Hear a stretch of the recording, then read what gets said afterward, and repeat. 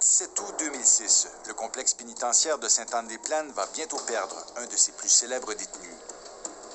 C'est un personnage presque mythique qui habitait ici depuis presque 2 ans, Vito Rizzuto.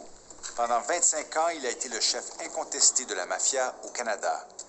Son empire du crime s'étalait sur 4 continents, mais aujourd'hui, sa chance ne le suit plus. Vito Rizzuto vient de perdre son dernier appel pour éviter son extradition aux États-Unis. La justice américaine va le condamner à 10 ans de prison pour son rôle dans un triple meurtre survenu à New York en 1981. Normalement calme, aujourd'hui il semblait ébranlé et nerveux. Il prétend être le seul à pouvoir maintenir la paix entre les différentes organisations criminelles à Montréal. Aux policiers qui l'escortent, il les met en garde contre les gangs de rue, la force émergente du crime organisé à Montréal.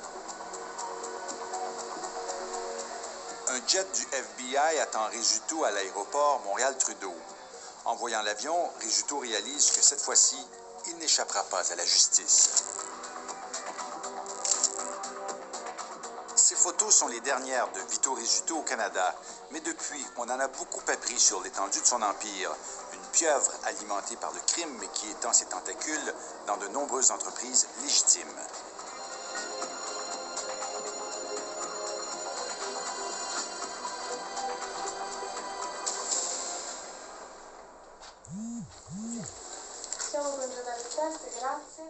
Juin 2010 à Rome. 6 ans après son arrestation, l'ombre de Vito Rizzuto plane dans cette salle de cour où un enquêteur chevronné de la GRC de Montréal témoigne.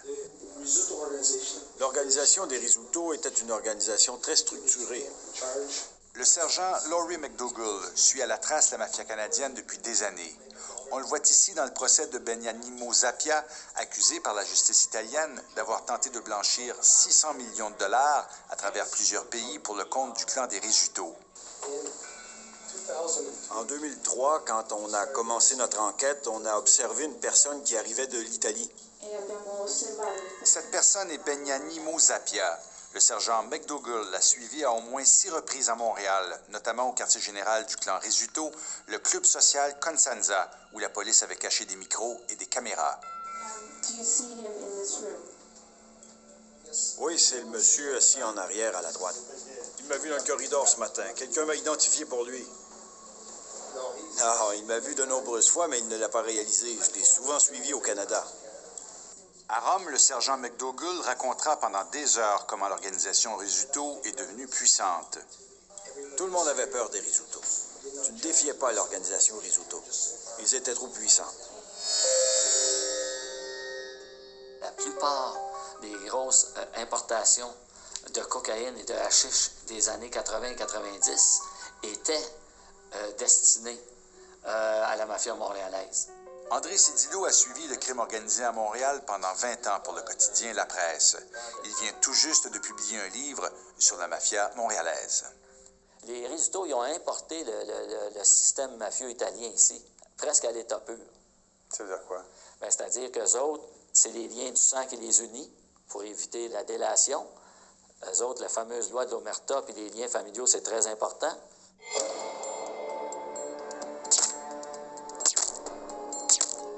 La mafia n'hésite pas à recourir à la violence et même à tuer pour s'imposer dans le milieu. À Montréal, ses membres disposent d'un arsenal impressionnant, comme le démontrent ces images captées par des caméras cachées de la police dans un garage de la rue Saint-Laurent dans le cadre de l'opération antimafia Colisée. Leurs menaces glacent le sang, comme celle-ci captée au téléphone, des menaces adressées parfois à des hommes d'affaires. Who are you? The guy that's going to make you eat out of a straw for 6 months if you don't go pay him. I beg your pardon? You hear me?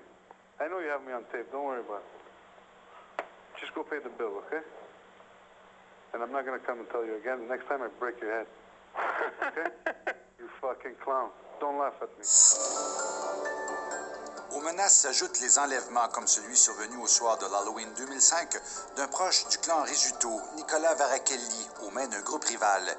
Il a été enlevé alors qu'il donnait des bonbons aux enfants. So just be patient with me while you're looking at this cassette. Sur cette cassette saisie par la police, on l'entend supplier ses patrons de la mafia pendant plus d'1 heure de négocier avec son ravisseur pour éviter un carnage. He has all the tools and all the manpower and whatever you want, to confront anybody. A war. You know the war in Iraq? Just as bad, if not worse. Dans ce même enregistrement, Varakali se dit prêt à mourir pour la cause de ce qu'il appelle des hommes d'honneur. You know what? For me, it's finished. For me, it's finished. And you know what? And if he still lives and he wants to kill me and I'm still alive, let him fucking kill me. Who gives a fuck? Who gives a fuck? I'm ready to die. I'm ready to die for this. Best lawyer in the country over here. Vito Rizzuto a réussi pendant son règne à se rallier tout le milieu criminel, y compris les Hells Angels et le clan Matix. L'aéroport Montréal-Trudeau avait même été infiltré par la mafia. La preuve a révélé que l'organisation avait corrompu une douanière qui travaillait à l'aéroport de Montréal. La douanière a été trouvée coupable de corruption. Madame Cédeno. Nancy est arrêtée pour un complot pour importation de stupéfiants, contrebande sur la loi, sur des douanes, okay? Corruption fonctionnaire, abus de confiance, avoir participé aux activités d'une organisation criminelle. Notre Jack sort du véhicule avec son sac, puis il a dans les mains comme des feuilles pliées. Les filatures policières dans l'opération Colisée ont montré Nancy Cédeno en train d'échanger des documents à des trafiquants de drogue. Il s'agissait de formulaires préétampés permettant aux messagers de l'organisation de faire passer de la drogue sans être fouillés à leur sortie de l'aéroport. You know when you come back, they stamp you, they give you a code, right? The custom guy, they give you a code, no? They write a code on your paper, right? I have the paper already, I stamp it myself, and you give me the code, the green light code. This is fucking easy, man. Une fois arrêtée, Nancy Cédeno a tout avoué. Mais là, vous me parlez de trafic de drogue, de gang, de... C'est la résultante. C'est la résultante. J'y ai pas pensé, puis là, j'ai peur. D'accord, c'est normal de ce l'autre fois. C'est moi qui suis mis dans Ça, la... c'est évident qu'il y avait un but. C'est moi qui suis mis dans la... C'est pas ça. C'était pas un ami, ça. L'organisation aussi avait corrompu 12 employés ou ex-employés de l'aéroport. On parle de 7 bagagistes et 5 personnes qui travaillent pour des compagnies de traiteurs qui fournissent les compagnies aériennes. L'opération Colisée a été la plus importante opération anti-mafia au Canada.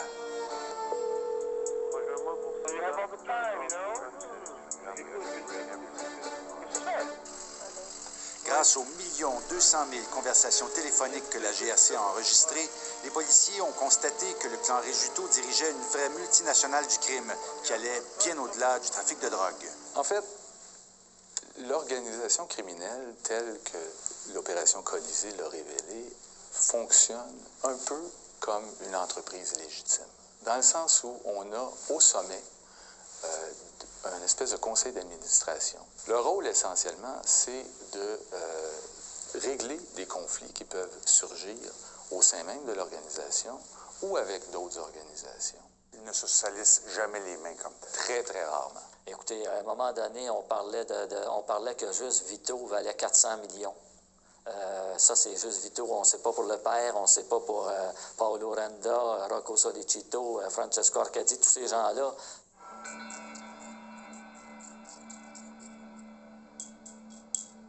Pour blanchir ces millions, l'organisation des Rizzuto a investi massivement dans l'économie légale, ici et ailleurs, en utilisant des prête-noms. Son incursion dans l'industrie de la construction a été révélée au grand jour par la police italienne, alors que ses membres ont tenté d'obtenir le contrat de construction du pont de Messine, reliant la Sicile au reste de l'Italie, un projet de 7 milliards de dollars. L'homme qui les a aidés est un autre Zappia, Joseph Zappia, un ingénieur impliqué dans le scandale des dépassements de coûts des Jeux olympiques de Montréal en 1976. Il est depuis retourné vivre à Rome. Bonjour, M. Zappia, on est de Montréal. Est-ce qu'on pourrait vous parler un moment? On a quelques questions à vous poser. Le vieux Joseph Zappia, qui a aujourd'hui 85 ans, a été condamné au printemps dernier par la justice italienne à 3 ans et demi de prison avec sursis dans l'histoire du pont.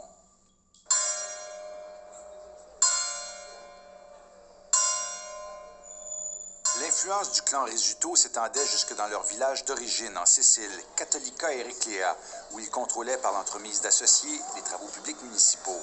La La police italienne a effectué l'an dernier dans ce village une série de perquisitions et d'arrestations reliées à des contrats douteux.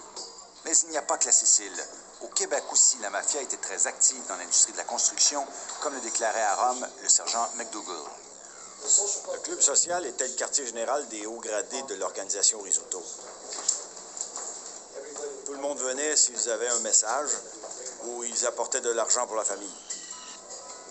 Plusieurs réunions d'importance s'y tenaient quand il y avait des problèmes dans la communauté. Senta, qual erano? Perché dovevano dare, le persone dovevano dare dei soldi alla famiglia? Può spiegare meglio questa esigenza di incontrarsi? Perché dovevano dare dei soldi? Quand il y avait des problèmes avec certains contrats, possiblement des contrats en construction, ils étaient assez influents pour donner des contrats à leurs amis. Cioè era la famiglia di Rizzuto che decideva quali imprese dovevano prendere gli appalti? Exactement, et ils prenaient un pourcentage du contrat. Si je me souviens bien, c'était 5%. C'était la première fois qu'un policier révélait publiquement l'implication des principales têtes dirigeantes de la mafia dans la construction au Québec. Après la pause, le fils de Vito Rizzuto, un joueur important de la construction avant qu'il ne soit assassiné. Nicolas Rizzuto était quasi quotidiennement dans les bureaux de l'entreprise de construction de Tony Maggi.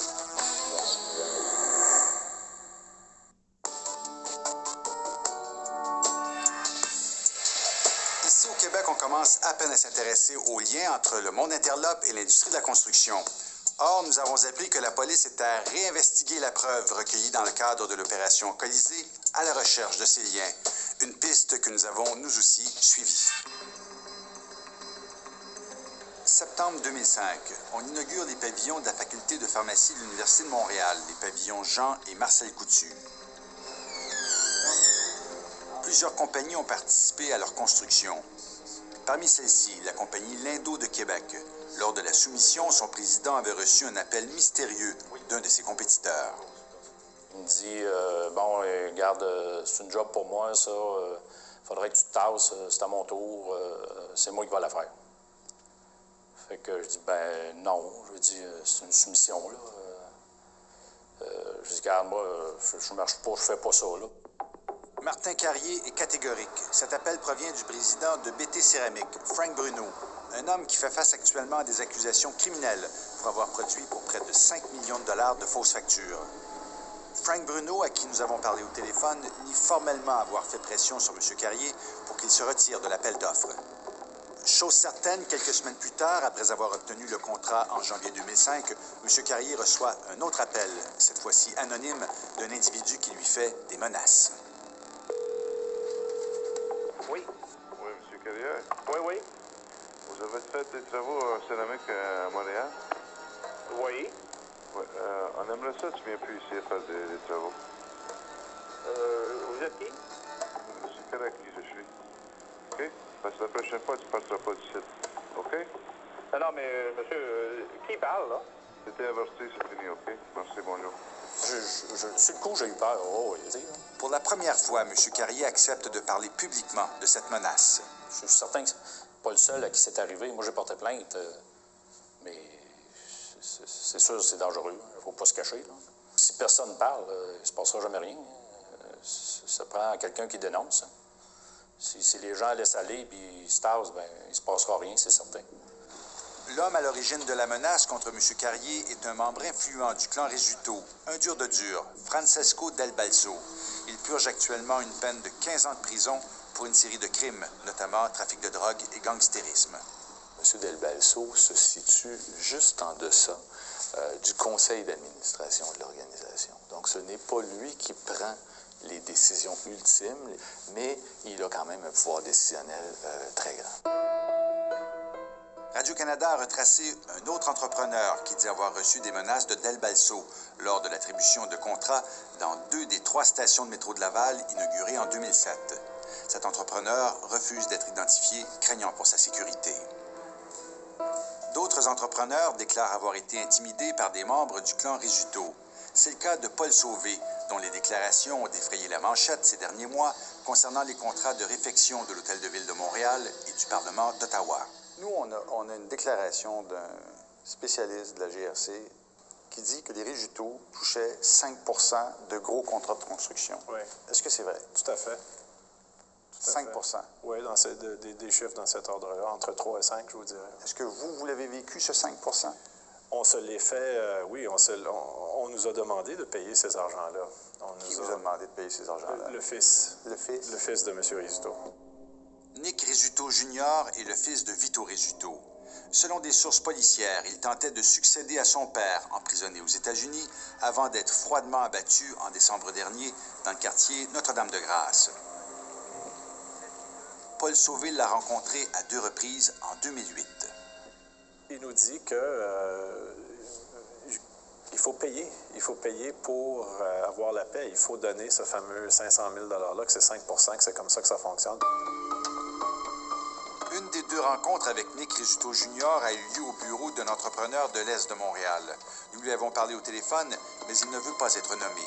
Il tentait de convaincre M. Sauvé de s'entendre avec ses compétiteurs en présence de Rizzuto. Il était tête à tête avec un autre entrepreneur et il a insisté qu'il voulait tout avoir. Et qu'est-ce que j'ai dit comme conseil, c'est que tu laisses aller une et prends un job. Tu parles au gars, c'est ton compétiteur. Pourquoi te battre avec, you know? Pourquoi il faut que tu ailles tout ou rien? Partage. Cet entrepreneur confirme la rencontre avec Nick Rizzuto Jr., mais il nie qu'il ait été question d'une commission versée à la mafia. Est-ce que c'est vrai que Nick Rizzuto Jr. a dit à Paul Sauvé que s'il voulait avoir le contrat à l'Hôtel de Ville, il fallait qu'il lui donne 500 000 $?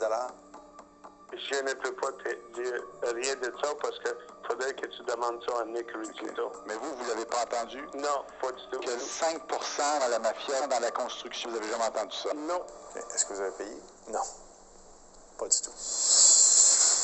D'autres sources nous ont confirmé l'importance de Nick Rizzuto Jr. dans le secteur de la construction. Avant son assassinat en décembre dernier, Nick Rizzuto Jr. était associé dans divers projets à un des dirigeants de FTM Construction, Antonio Maggi, un homme d'affaires dont le nom apparaît dans la preuve de l'opération Colisée. L'écoute électronique révèle qu'en 2005, après avoir été victime d'un enlèvement, Tony Maggi s'est tourné vers le clan Rizzuto pour retracer ses kidnappeurs. Maggi a aussi fait la manchette des faits divers au cours des dernières années. En 2008, il s'est sorti miraculeusement d'une tentative de meurtre.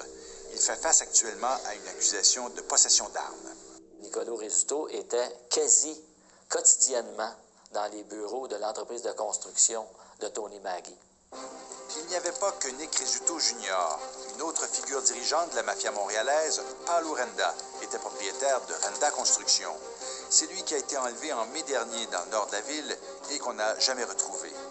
Paolo Renda a entre autres vendu pour 1,5 million de dollars des terrains à Hydro-Québec, dont une partie qu'il avait acquis de Ville d'Anjou pour une fraction du prix quelques années plus tôt. Plusieurs autres personnes liées à la mafia ont aussi leur entreprise de construction, notamment Rénal Desjardins, proche de longue date du clan Rizzuto, qui s'est recyclé dans la construction après sa sortie de prison. Il travaille actuellement pour le groupe Samara, qui fait de la construction résidentielle. J'ai été incarcéré pendant 11 ans de temps. J'essaye de me garder dans l'ombre, puis de faire, autrement dit, un honnête citoyen de moi. Qu'est-ce que j'ai réussi depuis les 5 dernières années, puis j'entends ainsi que ça reste pareil. Mais Rénal Desjardins a côtoyé au moins une personne présente dans la preuve Colisée. Il a travaillé sur un projet de décontamination de la compagnie Carboneutre, dont Domenico Arcuri est le président. La preuve recueillie par les policiers établit clairement que Domenico Arcuri rencontrait régulièrement les dirigeants de la mafia à leur quartier général, notamment Francesco Del Balso, avec qui il œuvrait dans le secteur immobilier. Jocelyn Dupuis, autrefois directeur général de la FTQ Construction, dirigeait en 2008 la société de Domenico Arcuri. Il y travaillait conjointement avec son ami Rénal Desjardins. Je suis en train de monter un projet, autrement dit, à l'international pour des plans de décontamination. À part de ça, ça s'arrête là. OK, vous le faites avec lui? Avec lui et avec d'autres gens. Avec des ingénieurs, avec des gens du gouvernement, en conjoncture avec d'autres personnes. L'opération Colisée visait essentiellement les crimes reliés au trafic de drogue, aux jeux illégaux et à l'extorsion de fonds. Or, l'émission Enquête a appris que la police est en train de réanalyser le million de conversations enregistrées à la recherche de liens entre la mafia et l'industrie de la construction. Combien ça coûte? Selon une source que nous avons rencontrée à Montréal et qui a longtemps frayé avec le clan Rizzuto, la mafia touchait beaucoup d'argent d'entrepreneurs en construction. Cette personne, qui refuse d'être identifiée, craignant pour sa sécurité, se rendait régulièrement au Constanza. Cette source confirme le témoignage du sergent McDougall, mais en allant beaucoup plus loin. Elle nous a parlé du versement mensuel de 300 à 500 000 $ par des entrepreneurs ou dirigeants du clan Rizzuto pour leur rôle dans l'organisation de la collusion des contrats publics à Montréal. Que c'étaient les principales têtes dirigeantes du clan qui avaient initié la mise en place de la collusion à Montréal il y a environ 10 ans. Que 14 compagnies y participaient, ce qu'on a appelé les Fabulous 14. Que ces compagnies se séparaient de la différence entre le prix demandé lors des appels d'offres et le prix fixé par la collusion. Le grand patron de l'escouade Marteau confirme l'essentiel de ce témoignage, que le Fabulous 14 existe bel et bien dans la région de Montréal, que des gros joueurs de l'industrie en font partie et que des cotes sont payées à la mafia. Notre renseignement tend à démontrer qu'il y a une certaine collusion entre certaines grandes entreprises de construction afin de se partager les contrats. On est à établir le phénomène, quelle est l'ampleur du phénomène. Au niveau de la mafia, on peut être porté à croire qu'il y a des liens entre ces entrepreneurs-là et la mafia. En fouillant dans les documents de l'enquête Colisée, on atteste de l'échange d'argent entre un entrepreneur important de Montréal et Nicolo Rizzuto. On raconte qu'en 2005, dans une scène similaire à celle-ci, Accurcio Ciaccia, qui dirige ATG Pavage, donne à Rizzuto 2 liasses d'argent d'environ un demi-pouce d'épaisseur chacune. Rizzuto met une liasse d'argent dans sa chaussette droite et l'autre dans sa chaussette gauche. Rien dans la preuve Colisée n'établit la raison de cet échange d'argent. L'entrepreneur Accurcio Ciaccia a obtenu pour 22 millions de dollars de contrats de la Ville de Montréal au cours des 3 dernières années. Il a refusé de répondre à nos questions. Can I tell you the dates? Maybe we... No, I don't. I don't know what you're talking about, you know? Okay. Because I'm busy now, okay? I have to let you go. All right. Okay, bye. Un autre ancien dirigeant d'une compagnie de construction apparaît dans Colisée. Il s'agit de Frank Catania, dont l'entreprise qu'il a fondée est l'une des plus actives dans la région. On a vu Frank Catania dans des documents publics qui étaient présents au Cosenza pendant que Nicolo Rizzuto mettait de l'argent dans ses chaussettes. L'enquête Colisée nous a appris que les 5 principaux dirigeants du clan Rizzuto se sont cotisés en 2005 pour offrir un cadeau à Frank Catania qui partait à la retraite. M. Catania, à qui nous avons parlé au téléphone, prétend que le cadeau qu'il a reçu provenait d'une vingtaine de personnes et qu'il ignorait s'il s'agissait de mafieux. Io ero frigidaire à cigares parce que j'ai un amateur de cigares, puis c'était 20 ou 22 personnes qui m'ont fait ça. On met 100 piastres chaque, 50 piastres, 100 piastres chaque. Au restaurant, là-bas, comme ça. À partir des rares éléments de preuve publics de l'enquête Colisée, Radio-Canada a retracé près d'une vingtaine d'entreprises de construction qui ont des liens avec la mafia. Des entrepreneurs qui, parfois, n'ont pas de passé criminel, mais d'autres impliqués dans des activités illégales, comme le trafiquant de drogue Nello Di Rienzo, lié à la compagnie Pavage Talarita, et qui a obtenu des millions en contrats municipaux divers dans la région de Montréal. S'agit-il de la pointe de l'iceberg? La police enquête, mais les preuves restent très difficiles à faire. Habituellement, ces entrepreneurs-là, les entrepreneurs qui sont problématiques, ont tendance à vouloir noyer le poisson avec une multitude de compagnies. Donc, c'est la façon d'éviter qu'on soit capable de remonter jusqu'aux têtes dirigeantes et de bien cibler là, les joueurs les plus importants. En attendant l'aboutissement des enquêtes de Marteau, il est clair que le clan Rizzuto a été affaibli dans ses opérations légales ou illégales par l'opération Colisée. Déjà, il y a 5 ans, les déclarations de Nicolas Varacalli montraient de premiers signes de vulnérabilité du clan. There's nobody that's fucking untouchable. Everybody's touchable. You think you might be untouchable, but I'll tell you something, you're going to have a lot of surprises. Depuis cet avertissement, plusieurs membres du clan ont été assassinés. Des cafés italiens sont régulièrement la cible de cocktails Molotov. Dans la construction, le système mafieux de collusion semble aussi complètement déstabilisé. On constate en effet que les prix des grands travaux publics depuis les premiers scandales ont diminué de façon marquée, entre autres à Montréal, de plus de 30%. Ça fait donc beaucoup moins d'argent à distribuer et à dissimuler dans des chaussettes.